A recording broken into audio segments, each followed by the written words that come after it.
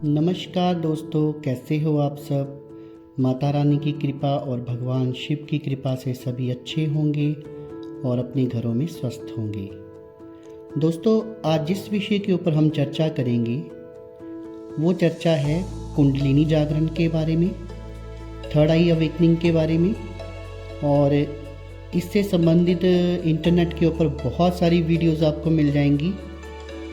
तो कोई कह रहा है कि योग से कुंडलिनी जागरण हो जाता है, और कोई कह रहा है कि तंत्र से हो जाता है, कोई कहता है ईश्वर की भक्ति से हो जाता है, और जो मंत्र चिकित्सा वाले हैं वो कहते हैं कि मंत्र जाप से ऐसा हो जाता है। तो बहुत सारी विधियां जो हैं, त्राटक विधि भी दी गई है। तो बहुत सारी विधियां हैं जिससे लोगों का ये कहना है कि हमारे चक्र जो है वो जागृत हो जाते हैं, हमारी कुंडलिनी जो है वो जागृत हो जाती है और हमारी थर्ड आई अवेकनिंग हो जाती है। तो आज मैं आपको एक सरल सा तरीका बताऊंगा, क्योंकि कुंडलिनी के ऊपर मैं आगे वीडियोस अब कुछ दिनों के बाद बताऊंगा, क्योंकि मैं कल से शाबर मंत्र शुरू करने जा रहा हूं। शाबर मंत्र के ऊपर मेरी वीडियोस आएंगी कि शाबर मंत्र क्या होते हैं, क्या वो हानिकारक होते हैं या लाभदायक होते हैं, या फिर उनकी सिद्धि कैसे की जाती है, और अलग अलग शाबर मंत्र मैं आपको बताऊंगा। तो कल से मेरी वो सीरीज़ शुरू हो रही है। तो मैंने सोचा कि शाबर मंत्र शुरू करने से पहले आपको एक ऐसा आसान तरीका बताया जाए जो कि भगवान शिव स्वयं बता रहे हैं कि हम अपनी कुंडलिनी को कैसे जागृत करें। इससे पहले कि इस विषय के ऊपर हम चर्चा करें, मेरा आप सबसे आग्रह है, जो भी मेरे इस YouTube चैनल सच्चे भगत पर पहली बार आया है वो मेरी वीडियो को एक लाइक कर दे और मेरे चैनल को सब्सक्राइब कर दे और बेल आइकन को प्रेस कर दे, ताकि आगे जो अध्यात्म से संबंधित वीडियोस जो आने वाली हैं उनका नोटिफिकेशन उन तक पहुंचता रहे, उनका ज्ञान जो है बढ़ता रहे और ज्ञान उन्हें बिल्कुल सही मिले, इधर उधर से उठाया हुआ ज्ञान नहीं, प्रैक्टिकल ज्ञान उनको मिले। तो चलिए दोस्तों, आज का विषय शुरू करते हैं। सबसे पहले दोस्तों मैं आपको बताना चाहूँगा कि ये जो हमारा शरीर है इसके अंदर कम से कम 16,108 प्रकार की नाड़ियाँ हैं, जो कि हमारे ऋषि मुनियों ने हमको पहले बताई हैं कि 16,108 प्रकार की नाड़ियाँ हैं। उनमें से 3 नाड़ियाँ हैं ईड़ा, पिंगला और सुषुम्ना, जिसके बारे में आपने सुना भी होगा और काफ़ी सारी वीडियोस में देखा भी होगा। तो दोस्तों, सबसे पहले अगर आप अपना कुंडलिनी जागरण करना चाहते हैं या फिर आप चाहते हैं कि हमारा आज्ञा चक्र खुल जाए, तो उसके लिए जो ईड़ा, पिंगला और सुषुम्ना का जो बैलेंस है वो होना बहुत ज़रूरी है। अगर आपकी ईड़ा और पिंगला नाड़ी में बैलेंस नहीं होगा तो जो सुषुम्ना है, वो सुषुम्ना नाड़ी जो है वो जागृत नहीं होगी, और जो शक्ति है या कुंडलिनी है वो हमारे मूलाधार से लेकर हमारे सहस्त्रार चक्र जो है वहाँ तक कभी भी नहीं उठेगी। तो सबसे पहले ज़रूरी है कि आपकी ईड़ा और पिंगला नाड़ियाँ जो है वो बैलेंस में होनी चाहिए। अब मैं इसको आपको एक एग्जांपल देके समझाता हूँ। कुछ वर्षों पहले मैंने एक मुस्लिम गुरु बनाए थे अपने, क्योंकि तंत्र के क्षेत्र में मुझे काफ़ी अनुभव है, तो मैंने कोई 4-5 वर्ष पहले एक मुस्लिम गुरु हैं मेरे, उनको मैंने जब गुरु बनाया तो उनसे जब मैंने ज्ञान लिया तो उन्होंने अपने अनुसार जितनी आप उनको सिद्धियाँ प्राप्त हैं या ख्यातियाँ प्राप्त हैं, उन्होंने अपने अनुसार मुझे ये बताया कि कोई भी सिद्धि जो है वो ख्वाजा पीर के बिना जो है वो कभी भी संभव नहीं हो सकती। चाहे वो माता काली की सिद्धि है, चाहे भगवान शिव की सिद्धि है, उन्होंने अपने अनुसार बताया। और उन्होंने मुझे एक शाबर मंत्र दिया कि आप इस शाबर मंत्र का इस विधि से उसका जाप कीजिए, तो धीरे धीरे आपकी जो कुंडलिनी जागरण है वो होना शुरू हो जाएगा। और उनका भी यही मेथड था कि देवता जो है वो आपके कान में आकर सब कुछ बताएंगे, ख्वाजा जी खुद आएंगे, वो आपके कान में आकर बताएंगे। और अगर आपके कर्म अच्छे हुए तो आपको प्रत्यक्ष दर्शन भी दे सकते हैं और उसके बाद में आपको ये सिद्धि प्राप्त हो जाएगी कि किसी का भी भूत वर्तमान भविष्य आपके कान में वो बताएंगे और अगले बंदे का कैसे इलाज करना है वो भी बताएंगे। तो मैंने उनका जो विधि विधान था वो अच्छी तरह सुना, लेकिन ये सब चला मजाक मजाक में। उन्होंने सोचा कि ये एक पीजी स्कॉलर बंदा एक अनदर एजुकेशन लाइन में ये कहाँ इन चीज़ों को करेगा। तो उन्होंने मजाक में मुझे जो उनके गुरु से मिला था वो मंत्र मुझे दे दिया और मैंने करना शुरू कर दिया। ज़्यादा पड़ताल उन्होंने मेरी कुछ नहीं की और जो उन्होंने मुझे विधि बताई थी मैंने भी करना शुरू कर दिया। मुझे भी थोड़ा इन चीज़ों में इंटरेस्ट था। तो मुझे याद है कि उस टाइम मेरी फैमिली घर गई हुई थी और मैं अकेले मंत्रों का उच्चारण कर रहा था। तो अचानक से 7वें दिन ख्वाजा जी जो है वो चक्कर लगाते लगाते जिस रूम में मैं मेडिटेशन कर रहा था वहाँ पर वो आ गए। जैसे कि आपको पता ही है कि मछली जो है उनका आसन है और मछली पर मुझे ऐसे लगा कि मैं मंत्रों, क्योंकि मैं बड़े जो भी कार्य करता था, कोई भी चीज़ को पकड़ लेता था तो बहुत पूर्ण श्रद्धा के साथ उसको करता था। तो मुझे ऐसे लगा कि मैं अपने ध्यान में बैठा हूँ और मैं जाप कर रहा हूँ। मुझे ऐसे लगा कि मैं धीरे धीरे पानी में डूबते जा रहा हूँ और पानी का स्तर जो है वो बढ़ता जा रहा है, लेकिन मैं घबराया नहीं। और थोड़ी ही देर के बाद जब पानी मेरे गले तक आने लगा तो मुझे ऐसे लगा कि मछली पर बैठकर जैसे कोई व्यक्ति आया है और वो मुझे पहले कुछ ऐसे परछाई सी दिखने लगी और धीरे धीरे वो परछाई जो है वो साफ़ हो गई। तो मैंने देखा कि मैं समझ गया था कि वो ख्वाजा जी हैं और वो मेरी परीक्षा लेने के लिए आए हैं। तो ये जो उनके दर्शन थे ये कुछ क्षण मात्र थे और उसके बाद में वो ओझल हो गए और उसके बाद में मुझे नहीं दिखे। तो फिर मैं उनके पास गया, तो गुरुजी के पास गया तो उनको पूछा तो उन्होंने बोला कि नहीं, वो बिल्कुल सही बात है, वो ख्वाजा जी थे और 7वें दिन ही वो दर्शन देने आते हैं ज़्यादातर। जो ये जो 21 या 11 41 दिन की सिद्धि होती है तो 7वें दिन वो दर्शन देना शुरू कर देते हैं, लेकिन अब आपको वो नहीं दिखेंगे। तो उस चीज़ का मैं कारण ढूंढता रहा कि वो मुझे जो क्यों नहीं दिखते दोबारा और बीच में वो सिद्धि जो है वो नष्ट क्यों हो गई, बंद क्यों हो गई, उसमें मैं आगे अग्रसर क्यों नहीं हो पाया।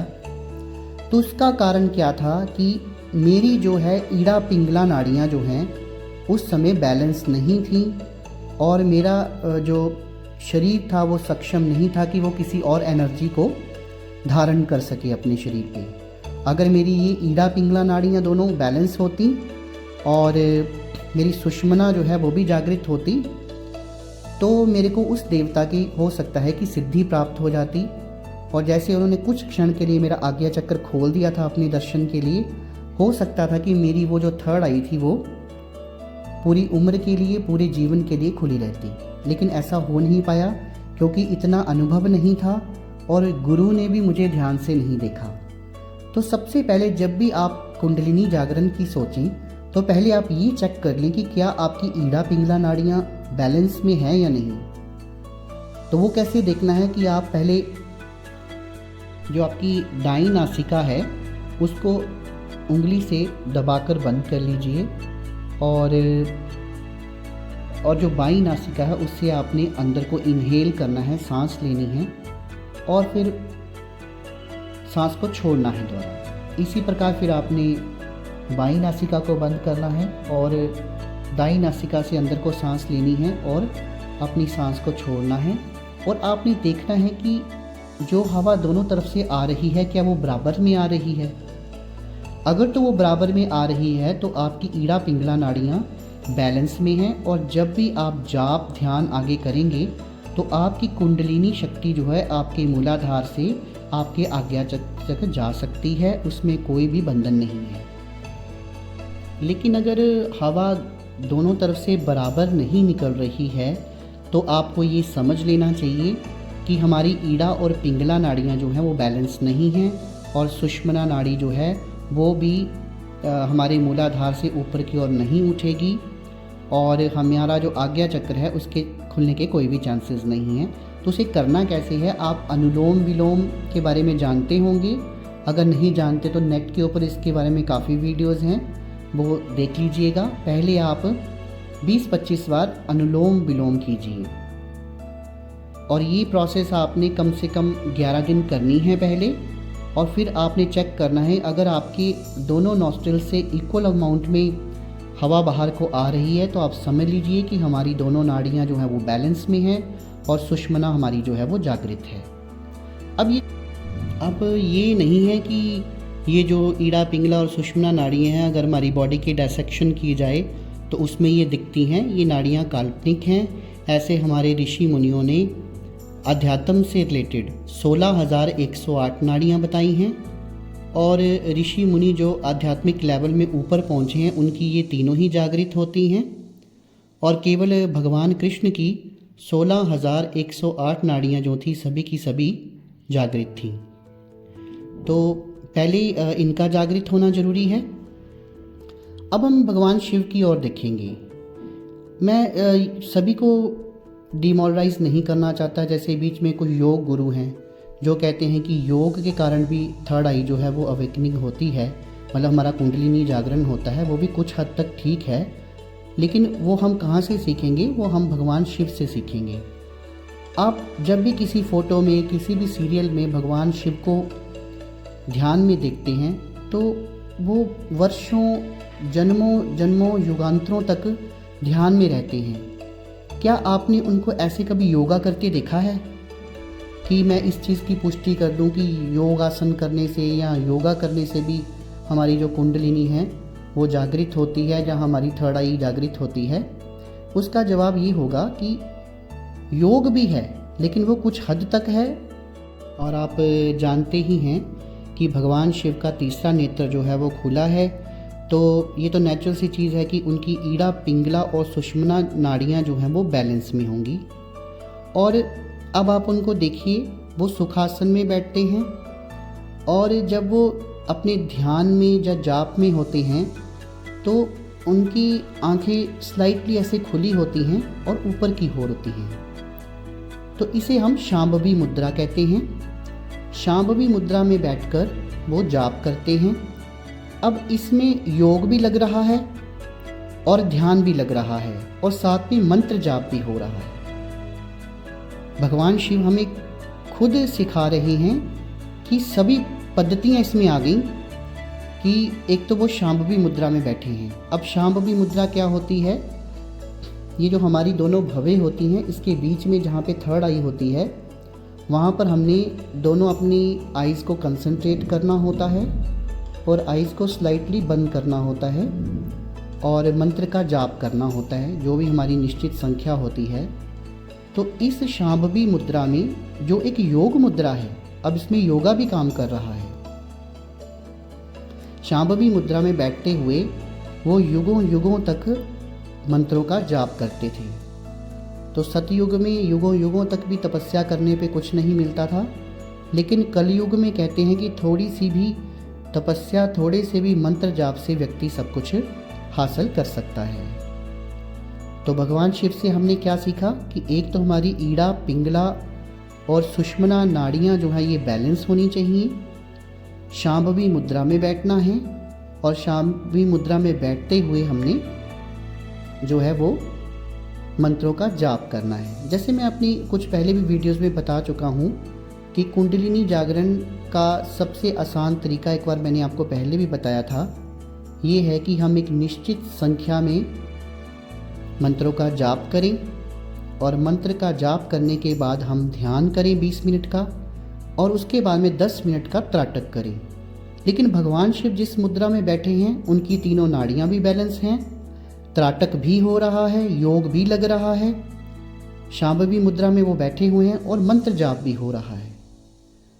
तो आपको अलग अलग नहीं करना पड़ेगा, बहुत ही आसान तरीका है ये। तो इस तरीके को आप अपनाइए कुंडली जागरण के लिए। आज जो जानकारी मैंने आपको दी वो आपको कैसी लगी कमेंट सेक्शन में कमेंट करके मुझे ज़रूर बताइएगा। और अगर इस तरीके से किसी को कोई लाभ होता है तो भी आप कमेंट सेक्शन में कमेंट करके बता सकते हैं।